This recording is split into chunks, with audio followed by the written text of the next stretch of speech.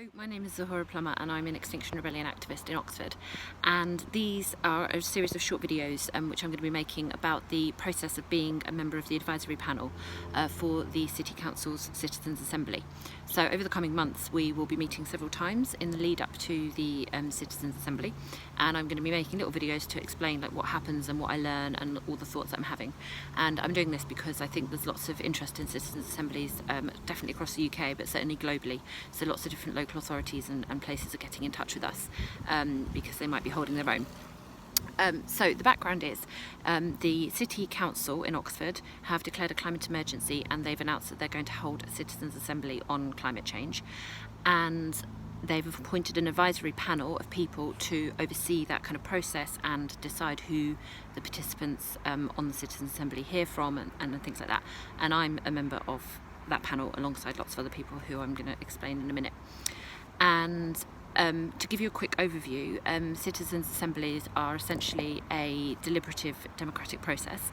So they're particularly good for really tricky issues where politicians and our embedded political system can't really deal with things, especially super complex issues, and especially things that are very, very long term, way outside of electoral cycles, and where there's also a lot of power and corruption embedded into the system. So climate change is a particularly good example of that.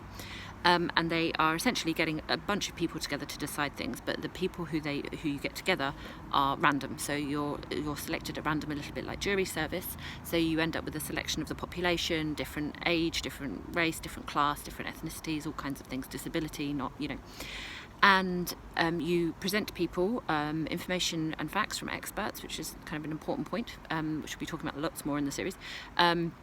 And then people have time and a reflective, carefully held and facilitated environment in which to talk about what they've heard and decide on what the policies should be. So it's kind of like the opposite in many ways of a referendum, because you get a lot of information and a lot of time to think about it, and you also have a lot of time to kind of deliberate and see other people's points of view. And citizens' assemblies, and then they tend to advise legislative bodies or bodies that kind of have the power to make decisions. So the Citizens' Assembly in Oxford is really, really exciting, and we are super thrilled that the council are doing this, and huge congratulations to them for taking this really brave step.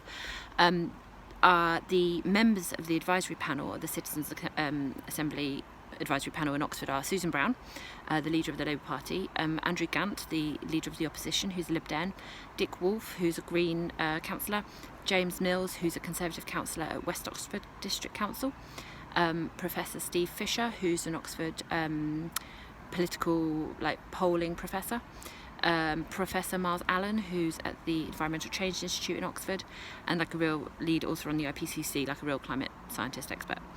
Mark Beard from Beard Construction as a kind of voice of business and that side, and then Richard Pantlin from Oxford Citizens' Assembly Network. We are the sort of city that has a Citizens' Assembly network. Me from Extinction Rebellion, and Nigel Carter, who is the Secretary of East Oxford United, and he's really a fantastic community organiser and an amazing person who kind of is great on diversity in the city.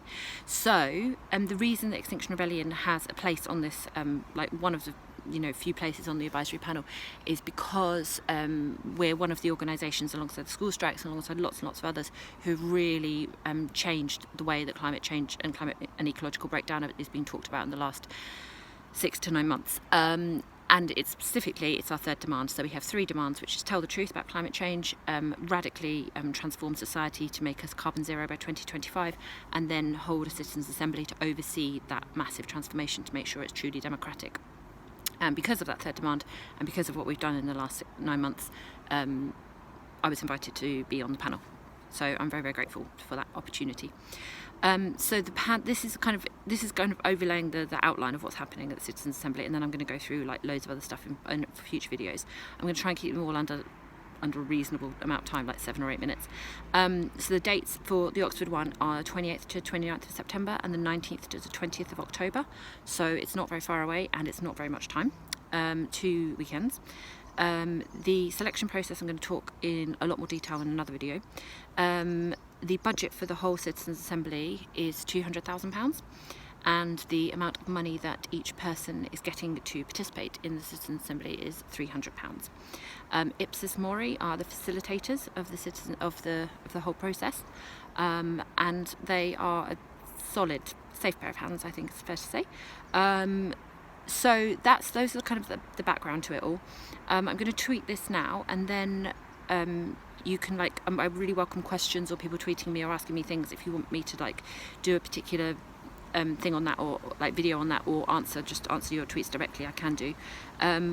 The things that I tell you are Chatham House rules, so when we go to the meetings I can't attribute exactly who said what, but I can tell you everything that is said in the meeting. I just can't say who said them. So I'm going to do it as transparently as possible and try and tell everybody as much as I can about how the process develops over the coming months until the end of the Citizens' Assembly process, because it's such an exciting one. Okay, I look forward to kind of interacting with lots of you deliberative democracy geeks out there. Thank you.